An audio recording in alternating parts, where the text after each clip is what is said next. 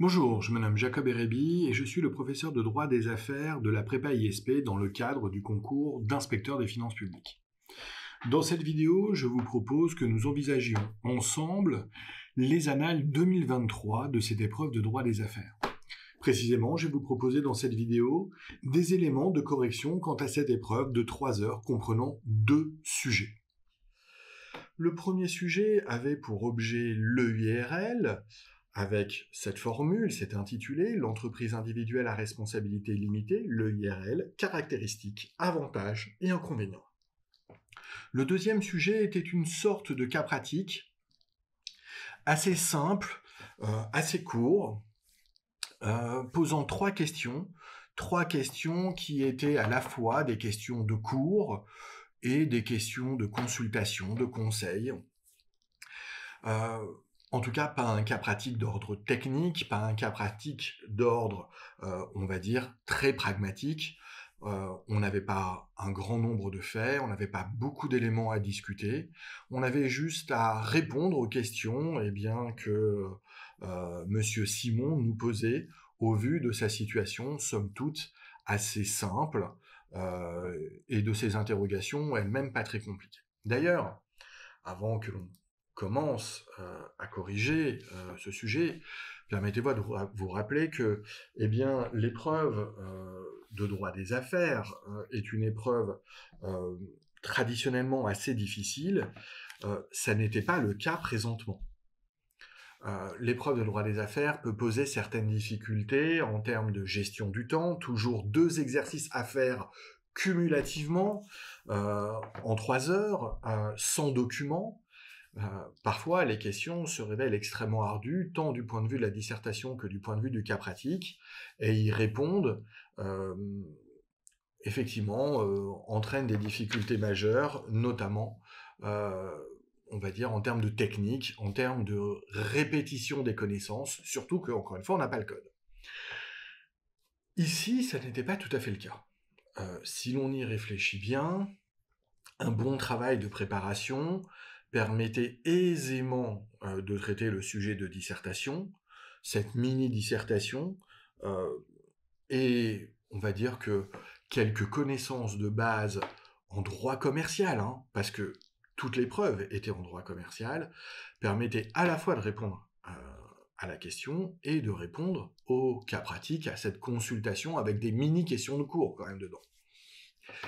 En effet, le sujet 1 avait donc pour objet, je l'ai déjà dit, l'entreprise individuelle à responsabilité limitée, c'est-à-dire une question de cours qui relève du droit des affaires stricto sensu, de la partie, on va dire, du début du programme. On est loin de questions techniques sur le droit des entreprises en difficulté, le droit des contrats spéciaux, le droit de la concurrence. Non, on est sur une question de début de programme assez simple. Alors certes, il y avait une actualité, il fallait la connaître.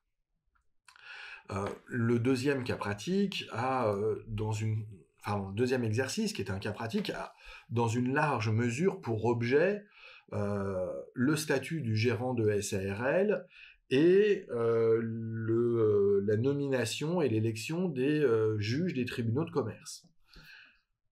Là aussi, on s'aperçoit que l'on est à la fois au début du programme de droit des affaires stricto sensu, le droit commercial simple, et au début du programme de droit des sociétés. Je vais être très sincère avec vous. Alors, je suis désolé si un certain nombre d'entre vous ont passé cette épreuve et ne l'ont pas bien réussi et retentent. Ne voyez dans mes paroles aucune mise à l'index. Mais soyons très clairs, quelqu'un qui était bien préparé, quelqu'un qui s'était entraîné à faire quelques exercices pour être sûr de bien maîtriser la méthode. On verra au moment du cas pratique que l'erreur, c'était de répondre comme c'était un cours et d'oublier le syllogisme. Mais on va dire que quelqu'un qui a des connaissances honnêtes sur le programme, quelqu'un qui a fait une bonne préparation, devait réussir. Alors bien sûr, le jour de l'épreuve, il y a ce stress qui peut nous handicaper.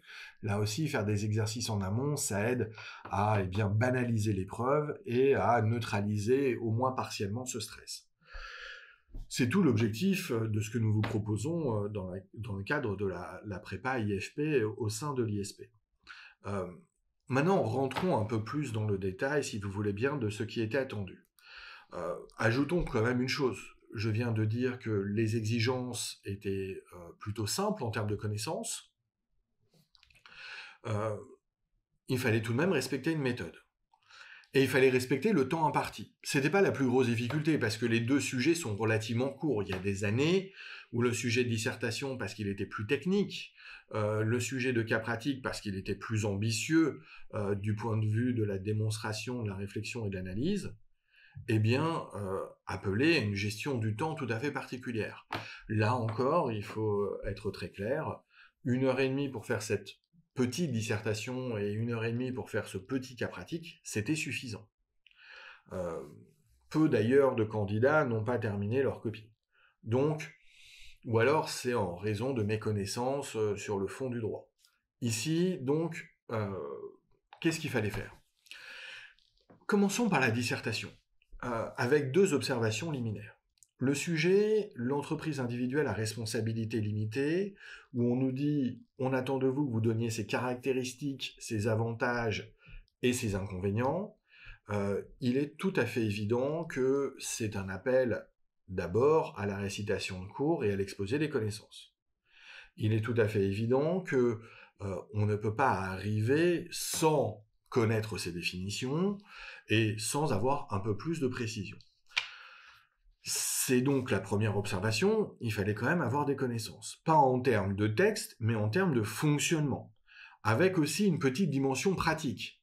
Être capable de parler des avantages et des inconvénients de l'EIRL, c'était donc être capable d'avoir un peu de recul.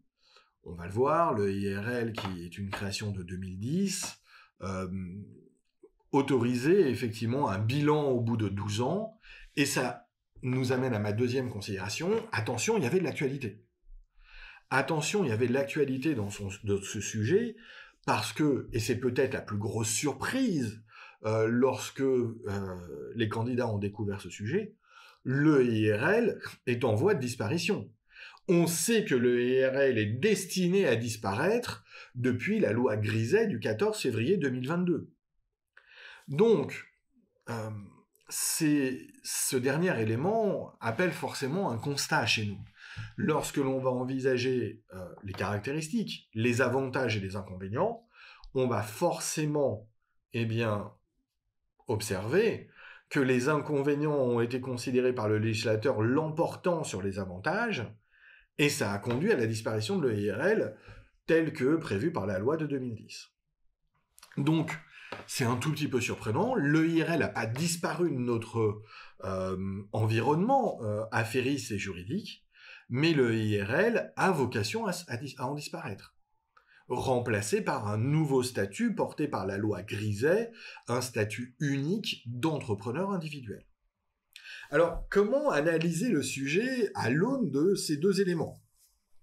C'est-à-dire, d'abord, une exigence de connaissance un peu pratique, d'autre part, une connaissance de l'actualité et de la disparition prochaine de ce qui est l'objet principal du sujet. Je pense que, vu que le sujet était donc assez facile, les 2 sujets étaient assez faciles, il était tout de même important, d'aller dans le sens, non pas d'une démonstration, d'une analyse profonde, mais d'une organisation des idées un petit peu recherchée. Déjà, le fait que le sujet nous commande d'envisager les caractéristiques, les avantages et les inconvénients, nous interdisait de faire par exemple grand 1 avantage, grand 2 inconvénient, parce que ça voulait dire qu'on ne voyait pas les caractéristiques. Toute chose égale par ailleurs, au niveau de la méthode, il était interdit évidemment de faire d'abord caractéristiques, puis avantages, puis inconvénients. On n'est pas nécessairement juriste quand on passe le concours d'inspecteur des finances publiques, et l'éclectisme des matières proposées au concours démontre que le recrutement se fait au large. Mais quand on choisit droit des affaires, on doit voir la qualité du juriste. Et la qualité du juriste, c'est d'abord de réfléchir et de discuter, de dialoguer avec d'autres juristes, ce qui implique d'utiliser le même langage. Et le même langage, vous le savez, c'est pas seulement la terminologie, c'est aussi le langage méthodologique. Il fallait faire un plan en 2 parties. Donc on ne pouvait pas faire seulement avantage et inconvénient parce qu'on ne voyait pas les caractéristiques, on ne pouvait pas faire caractéristiques, avantage et inconvénient parce que ça faisait 3 parties. Il fallait donc essayer de faire un effort de structuration du sujet. On pouvait parfaitement faire quelque chose qui ressemblait à grand 1, le IRL, des conditions, grand 2, le IRL, un régime, c'est vrai. C'est d'ailleurs pas totalement éloigné de ce que je vais vous proposer, même si j'en fais un peu moins sur les conditions. Pourquoi ? Pourquoi j'ai pas choisi de faire grand 1 les conditions, grand 2 le régime, alors que c'était possible ? Parce qu'il y a beaucoup de choses à dire justement sur le régime, du fait qu'il va falloir exposer le régime, et du fait qu'il va falloir exposer que ce régime est aujourd'hui dépassé par un autre mécanisme. Alors, j'ai triché un petit peu dans mon plan pour qu'il soit équilibré, qu'il soit un peu plus intéressant, un peu plus dynamique, au regard de la deuxième composante, l'actualité. J'ai voulu mettre en évidence, finalement, cette question de l'actualité. L'idée est donc la suivante. Regardez mon plan, si vous voulez bien, et je le reprendrai après avec vous un peu plus en détail, mais l'idée était de dire, bon, le IRL, c'est porté par des conditions destinées à protéger, mais le IRL, ça n'a pas fonctionné parce que trop complexe, donc on a choisi autre chose. Vous voyez bien que j'envisage les caractéristiques, j'envisage les avantages, la protection, etc., les inconvénients, la complexité, et j'aboutis sur l'actualité. Pour pouvoir faire ce schéma-là, j'ai choisi le plan qui est devant vous. Le IRL, c'est un régime de protection. On va faire dans le grand 1 A, même si je n'ai pas besoin de mettre des A et B obligatoirement. Là, j'ai mis des tirets, des flèches, on aurait pu mettre A et B. Grand 1 A, les conditions, l'affectation du patrimoine par dépôt. Grand 1 B, la conséquence, la limitation du gage des créanciers et donc la protection du patrimoine non affecté. Oui, mais grand 2, le IRL aujourd'hui a vocation à disparaître. Pourquoi ? Parce qu'on l'a jugé trop complexe. Et qu'est-ce qui va en ressortir ? On maintient un mécanisme qui existait avant, qui a marqué de son utilité le droit commercial, c'est la déclaration notariée d'insaisissabilité. Et surtout, on crée un nouveau régime unique, le nouvel EI, le nouvel entrepreneur individuel. C'est vraiment le meilleur moyen de répondre intégralement au sujet et de briller quand même un peu, d'éviter aussi un peu cet effet marais, si vous voulez bien me pardonner l'expression, qui est de dire, sinon on va avoir tous la même copie, un peu fadasse. Je profite du fait que le sujet est facile, que je suis pas pressé par le temps parce que le sujet n'est pas très vaste, pour faire quelque chose d'un peu plus travaillé. C'est sûr que si vous aviez eu un sujet d'ordre technique, je ne sais pas, la responsabilité civile des dirigeants sociaux, vu la technicité et la difficulté du sujet, vous auriez fait condition grand 1, effet grand 2. Condition de la responsabilité, effet de la responsabilité. Là, c'est un sujet facile, c'est un sujet d'actualité, c'est un sujet où on nous a précisé ce qu'on attendait de nous. On essaye d'aller chercher la meilleure note possible. À noter d'ailleurs que l'expérience nous le montre au travers des résultats des élèves de l'ISP. Beaucoup, on a de la chance, sont admissibles et je félicite vraiment ceux qui ont pris l'option droit des affaires et qui ont eu leur admissibilité. C'est la preuve qu'ils ont tout de même relativement bien réussi cette épreuve de droit des affaires, comme ceux qui les ont précédés d'ailleurs. Ils ont été surpris un petit peu aussi par la facilité du sujet pour certains, et certains m'ont dit très clairement, lorsque je leur ai fait passer leurs oraux d'entraînement, on s'est dit qu'on avait la possibilité, je prends l'exemple d'une élève notamment qui m'a dit, je me suis demandé s'il n'y avait pas un piège en lisant le sujet, j'ai bien réfléchi, je me suis aperçu qu'il n'y en avait pas, et c'est un très bon réflexe de sa part, parce qu'il n'y a pas de piège. Un examinateur n'a jamais besoin de piéger les candidats à un concours. La différence de niveau se crée par le travail en amont, par l'apprentissage de l'exercice, la méthodologie, etc. On n'a pas besoin de créer des pièges. Un examinateur dans un concours est là pour recruter. Il n'est pas là pour éliminer. il a pour recruter le haut du panier, ce qui sort du marais. Encore une fois, j'utilise cette expression. Et elle m'a dit, et plusieurs me l'ont dit, et c'est quelque chose que j'ai vraiment trouvé intelligent. Du coup, on a cherché, moi j'ai cherché à soigner un petit peu certaines choses. Et il y en a un qui m'a dit, moi je sais que j'avais toujours un problème un peu de rigueur, d'expression, même en français, d'exactitude quant à l'orthographe, la grammaire et la syntaxe. Ben là j'ai eu le temps de me relire, j'ai fait hyper attention. Et il y en a une autre qui m'a dit, moi celle avec qui j'ai le plus longtemps discuté, elle m'a dit, moi je me suis permis dans la dissertation, eh bien, d'aller assez loin sur la loi Griset, alors que je sais bien qu'elle a vocation à éliminer pour l'avenir le IRL, bah, je suis rentré un peu dans le détail sur le nouveau statut, j'avais peur au début d'être un peu hors sujet, etc. Force est de constater que ça n'était pas le cas. Vous voyez, il y a aussi, au travers des exercices que l'on vous proposera dans la prépa, cette idée qu'il doit y avoir une progression, non pas vers la prise de risque, mais vers le mieux. Une fois que l'on a saisi la méthode, une fois qu'on a consolidé ses connaissances, on va apprécier le jour de l'épreuve la situation donnée. Oh là, c'est un sujet super dur. Oh là, c'est un sujet super long. Ah non, là, c'est pas un sujet si dur que ça. Oh là, c'est pas un sujet si long que ça. Eh bien, en fonction de chaque situation, et on vous préparera à tout ça dans les concours blancs, il faut être capable, eh bien, soit de jouer la sécurité, soit d'aller chercher un peu le mieux.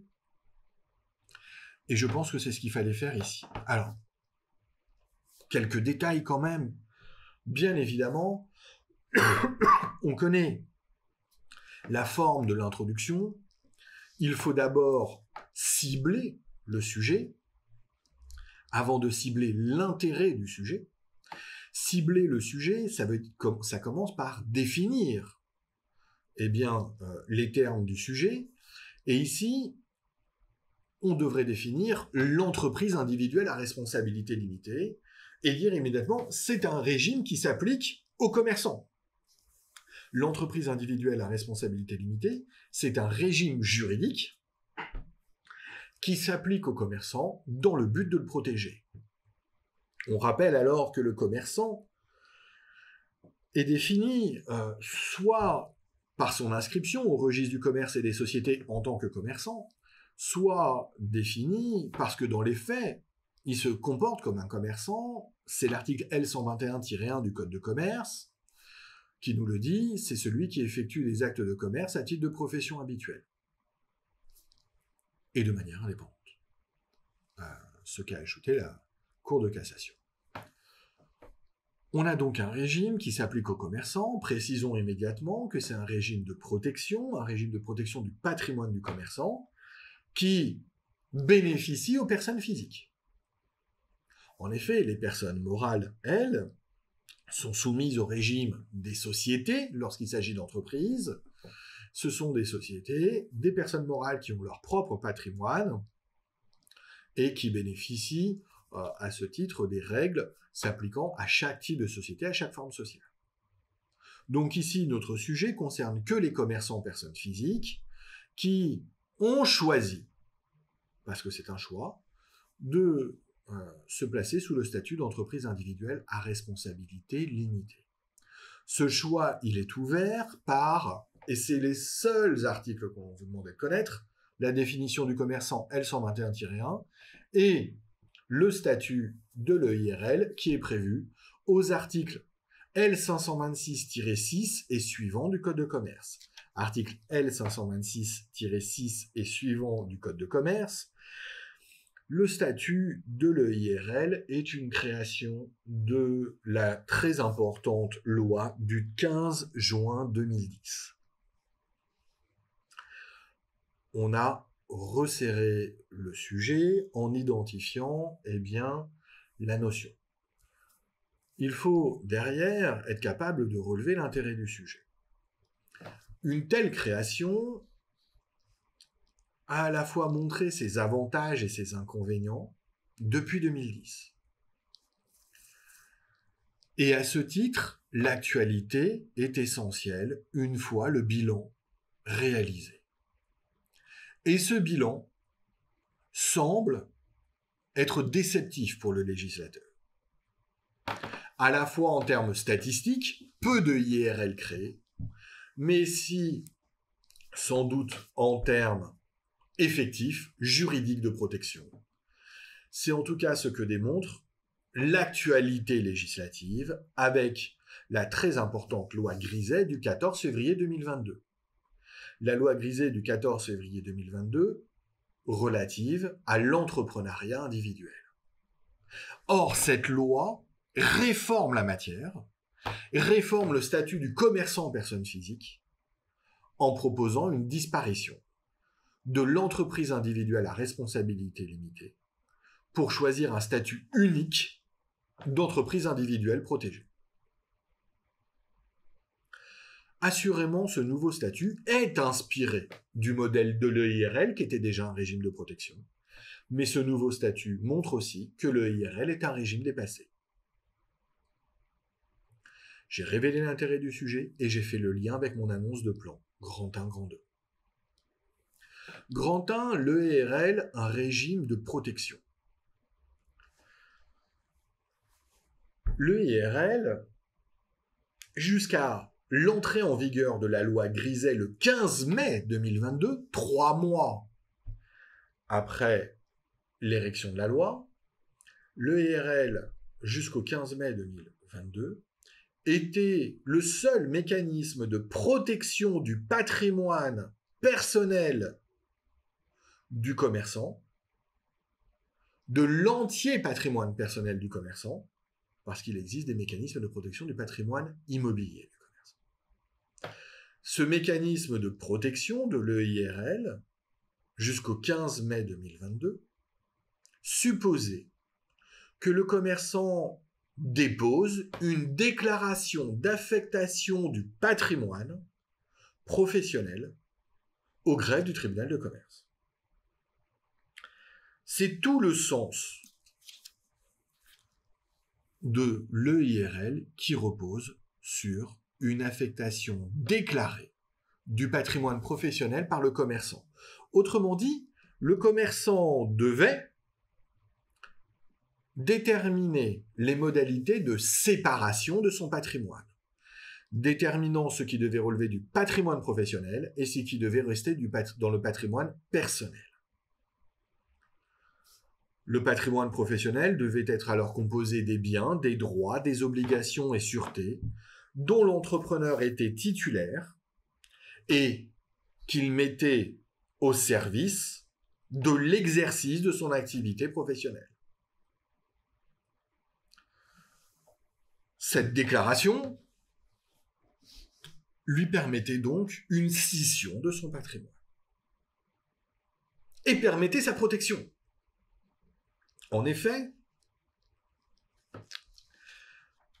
la conséquence de cette séparation des patrimoines était nécessairement une diminution, une limitation du gage des créanciers du commerçant.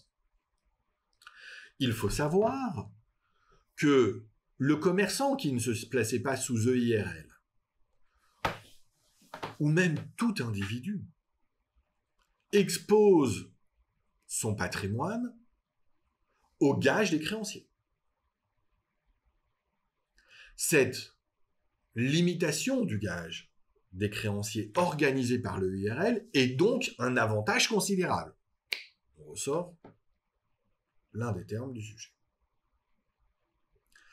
En effet, le gage des créanciers qui s'établit, comme toujours, sur le fondement des articles 2284 et 2285 du Code civil, si vous ne les mentionnez pas, c'était pas grave, ne peut porter, lorsque ce sont des créanciers professionnels, que sur le patrimoine professionnel. Ce qui veut dire que le patrimoine personnel, par principe, du commerçant, est à l'abri. Bien sûr, il existe un certain nombre d'exceptions. Cette limitation du gage des créanciers, on le comprend, bénéficiait donc aux commerçants placés sous EIRL, ce qui donne son sens à l'expression même d'entreprises individuelles à responsabilité limitée. Et on aurait pu penser que ce bénéfice allait séduire la plupart des commerçants individuels. Il n'en a rien été. Le IRL est un échec statistique. C'est pourquoi, le législateur a décidé de dépasser ce mécanisme. Grand 2, le IRL, un régime dépassé. La raison même du dépassement de l'EIRL par un nouveau statut, ce sont les inconvénients de l'EIRL. Les inconvénients de l'EIRL peuvent tous être résumés à une idée, la complexité du mécanisme. D'abord, la caractéristique première que l'on vient de rappeler de l'entreprise individuelle à responsabilité limitée, c'est la nécessité d'affecter le patrimoine professionnel par déclaration déposée. Or, cela n'est que rarement possible en pratique. En tout cas, le dépôt initial l'est. L'actualisation de l'activité et de l'exercice entrepreneurial rend la chose extrêmement complexe. Je vous explique. Ce que le commerçant veut et peut mettre dans le patrimoine professionnel au début de son activité n'est pas la même chose que ce qu'il veut et peut mettre quelques semaines après, quelques mois après, quelques années après. En réalité, donc, pour que la protection soit efficace, il faudrait que le dépôt et la déclaration, donc, soient continuellement réactualisés. C'est presque une souffrance administrative que de demander cela.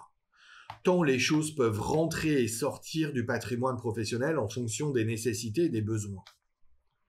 Les auteurs de la loi de 2010 n'ont pas pris en considération le caractère extrêmement courant, mouvant de l'activité commerciale. Donc, première raison, la complexité en raison de l'évolution de l'activité. Et donc de tout ce qu'il faudrait faire pour protéger le patrimoine. Deuxième inconvénient, on va dire celui-ci moins évident, beaucoup de commerçants ont considéré que c'était une façon pour l'administration en général et l'administration fiscale notamment, de surveiller les entreprises et de surveiller le patrimoine des entreprises, de comparer le patrimoine personnel au patrimoine professionnel, et on ne souhaitait pas forcément, quand on est commerçant, être aussi transparent et visible vis-à-vis de l'administration. Enfin, autre inconvénient de l'EIRL, c'était tous les litiges relatifs aux dépôts fallacieux, des gens qui exagéraient largement leurs déclarations, qui mettaient soit très peu de choses dedans pour protéger leur patrimoine personnel, même des éléments d'activité, par exemple des gens qui mettaient le véhicule de l'entreprise dans le patrimoine personnel pour éviter qu'il soit saisi par les créanciers. Ou l'inverse, des gens qui mettraient leur véhicule personnel dans le patrimoine professionnel pour pouvoir mettre ça en charge, défiscaliser une partie de leurs avantages personnels. En fait, il y a eu trop de contournements en trop peu de temps pour que le IRL soit simplement ce mécanisme de protection qui facilitait la vie de tous, facilitait la vie des commerçants qui se sentaient protégés, facilitait la vie des créanciers qui connaissaient vraiment la surface financière affectée à leurs gages, et même faciliter la vie de l'administration et des organismes sociaux qui avaient des situations claires et nettes. Tous ces éléments qui devaient être des avantages ont révélé leur complexité, sont devenus des inconvénients presque. C'est ce qui explique que la loi Griset a abandonné le modèle de l'EIRL. Comment précisément ? Toutes les entreprises qui étaient sous la forme d'EIRL jusqu'au 15 mai 2022, date limite de création des EIRL, peuvent le rester, mais depuis le 15 mai 2022, toutes les entreprises individuelles créées ne peuvent pas se mettre sous entreprises individuelles à responsabilité limitée et vont bénéficier des mécanismes de protection classiques, comme la déclaration notariée d'insaisissabilité, et bénéficier du nouveau statut qui va unifier toutes les situations. Il ne va plus y avoir des commerçants individuels qui n'ont pas choisi le IRL et des commerçants individuels qui ont choisi le IRL. Il va y avoir des entrepreneurs individuels qui bénéficient du nouveau statut. Un mot, la DNI, la déclaration notariée d'insaisissabilité, eh bien, protège les biens immobiliers du commerçant. Il peut les déclarer pour les rendre insaisissables, sachant que je vous rappelle que depuis la loi Macron de 2015, eh bien, de toute façon, les biens immobiliers du commerçant qui constitue sa résidence principale, le logement familial, sont insaisissables de plein droit. La DNI sert à protéger ses autres biens immobiliers, ça c'est pour le schéma classique que l'on conserve. On a aussi donc adopté le nouvel entrepreneur individuel et on conclut là-dessus. Il est très inspiré de l'EIRL, puisque là encore, il y a un patrimoine personnel et un patrimoine affecté. Mais on a fait disparaître eh bien, la condition de déclaration. Il n'est plus nécessaire pour le commerçant de déclarer, d'actualiser cette déclaration pour déterminer patrimoine personnel, patrimoine professionnel. C'est à l'occasion eh bien, de chaque situation donnée, chaque potentiel litige, chaque potentielle saisie, qu'il appartiendra au commerçant de prouver ce qui relève de son patrimoine personnel et ce qui relève de son patrimoine professionnel. Alors ça risque d'entraîner peut-être un effet de judiciarisation des débats. Peut-être que ça va se disputer devant le juge un peu plus souvent. Mais au moins, ce nouveau mécanisme qui porte donc une présomption de scission des patrimoines protège efficacement tous les entrepreneurs individuels sans qu'ils aient besoin de faire de déclaration. Et par définition, donc, on évite aussi tous les inconvénients administratifs ou toutes les fraudes dans les déclarations, etc. On va dire donc, pour conclure, que le IRL a fait son temps, elle a inspiré le nouveau mécanisme, mais ses inconvénients étant plus importants que ses avantages, il fallait, eh bien, réformer la matière, ce qui a été fait par la loi Grise. Vous voyez qu'il n'y a rien d'extraordinaire dans tout ce que je vous ai dit, il n'y a rien de fantastique, on a cité très peu d'articles, on n'est pas rentré dans les grands débats jurisprudentiels sur la déclaration vide, etc. On s'est contenté de respecter le sujet, mais tout en mettant l'accent sur une petite démonstration, une petite narration de la situation, commandée encore une fois par l'actualité. Je vais maintenant corriger avec vous le cas pratique. Je vais être sincère, ça va aller très vite. C'est très surprenant, hein, mais ce cas pratique, en tout et pour tout, s'il prenait 20 ou 30 minutes à rédiger, je me suis même posé la question de savoir si le jury s'était pas un peu trompé de format. Hein. Tellement cette consultation-là, elle est sympathique. Très sympathique. 3 petites questions, 3 petites réponses. Lisons le sujet ensemble et vous allez voir que on avait le temps de se relire, c'est sûr, dans le cadre de l'épreuve cette année 2022. Monsieur Simon, gérant majoritaire de la SARL-Z, décide de se renseigner auprès de sa CCI, sa chambre de commerce et d'industrie, au sujet du tribunal de commerce dont il dépend. Il souhaite en effet se présenter aux élections de juge du tribunal de son ressort. Monsieur Simon est gérant de la SARL-Z depuis 2 ans, et auparavant il était directeur général de la SAY pendant 4 ans. Première question, quelles sont les principales caractéristiques de la SARL et les différents statuts d'un gérant de SARL, dont notamment celui de monsieur Simon? On a une réponse en 3 temps à donner. J'ai même pas noté le premier temps tellement il est évident. La SARL, c'est la société à responsabilité limitée. La SARL, c'est une société commerciale en vertu du code de commerce. L'article L210-1, mais si vous le connaissiez pas, c'est pas grave.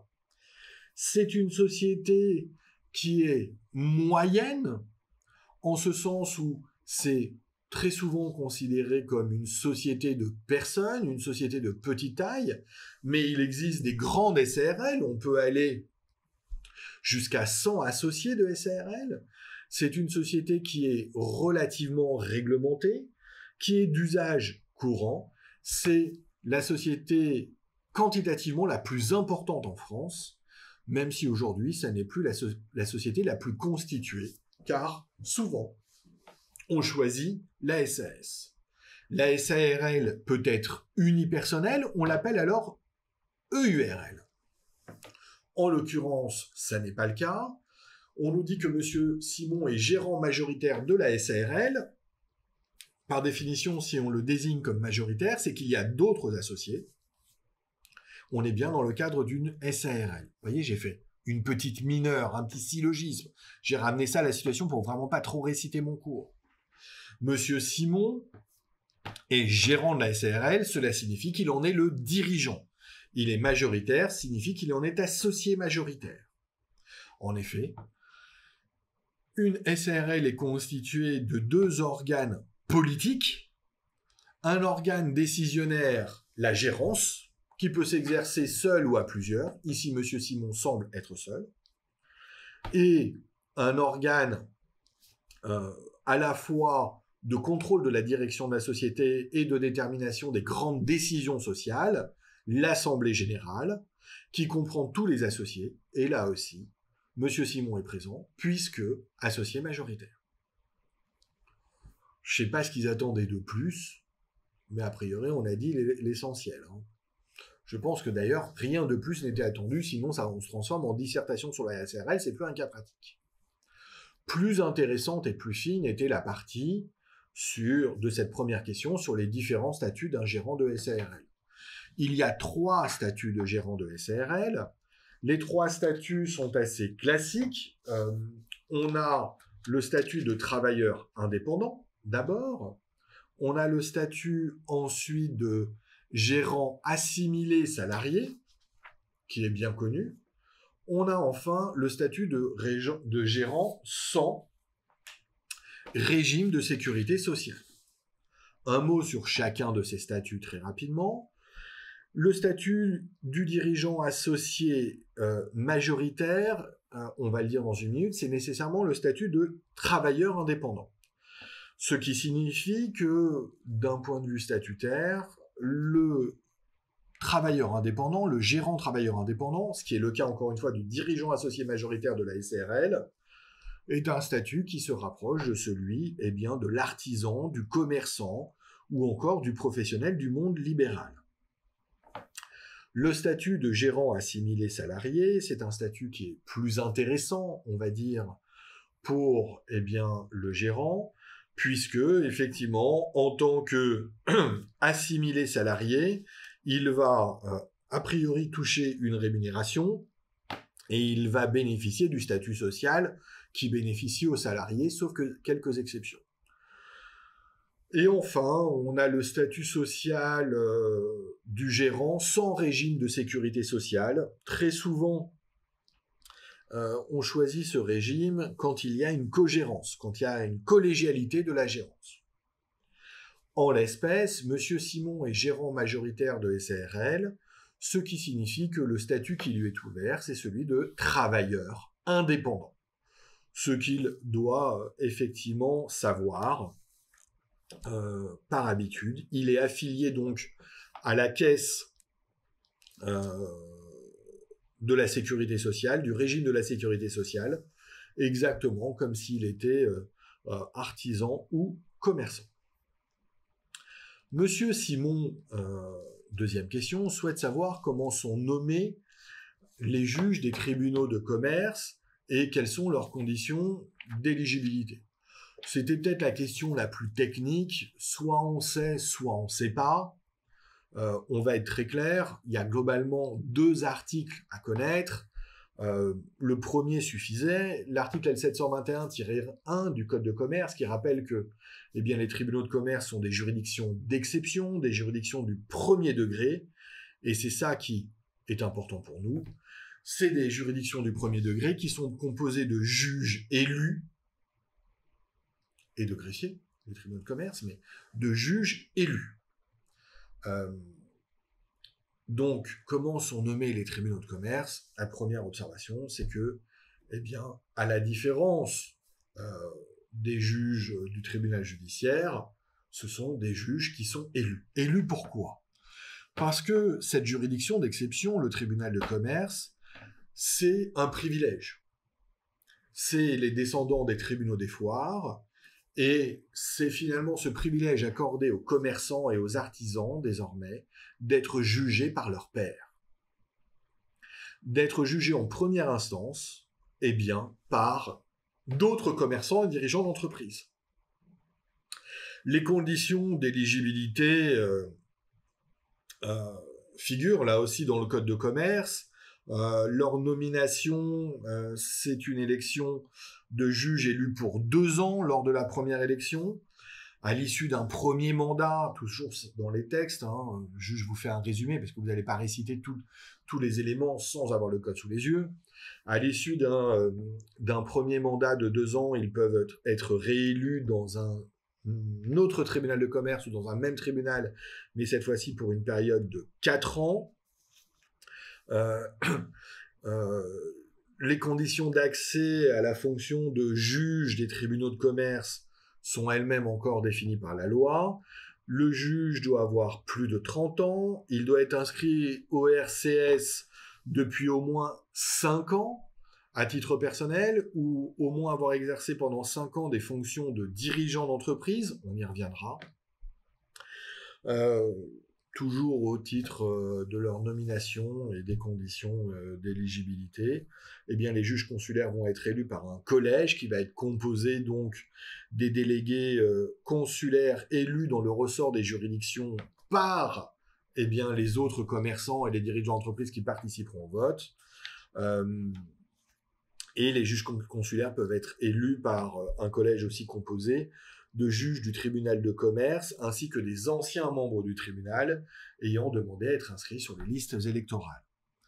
On est donc élu par ses pairs, et on va juger ses pairs. Voilà, je pense qu'il ne voulait pas plus de détails que ça, parce que sans avoir le code de commerce sous les yeux, voilà, c'est difficile d'en rapporter, mais c'est déjà pas mal. Très peu de candidats sont allés jusque-là, selon les retours que l'on a. Monsieur Simon, dernière question, voudrait savoir si en tant que dirigeant d'entreprise, il peut se présenter aux élections. On ne connaît pas l'âge de Monsieur Simon. Je rappelle qu'il faut avoir 30 ans. Par contre, Monsieur Simon, on nous le dit, a été 2 ans gérant de SARL et 2 ans directeur général de SA. Le directeur général de la SA, c'est bien un dirigeant d'entreprise, c'est bien un dirigeant de l'exécutif de la société anonyme. Donc 2 ans plus 4 ans, ça fait 6 ans. On l'a dit, il faut au moins avoir 5 ans exercé des fonctions de dirigeant. Donc oui, Monsieur Simon peut se présenter aux élections. Vous le voyez, c'était pas très exigeant. Encore une fois, les 2 épreuves étaient à la portée de la plupart des candidats qui avaient été bien préparés. Je vous souhaite qu'une seule chose, vous qui regardez cette vidéo, c'est de connaître le même succès que nos élèves cette année. Les résultats étaient très bons de manière générale, en droit des affaires tout particulièrement, ce qui m'a ravi. Je vous souhaite donc pour l'avenir tout simplement la même chose.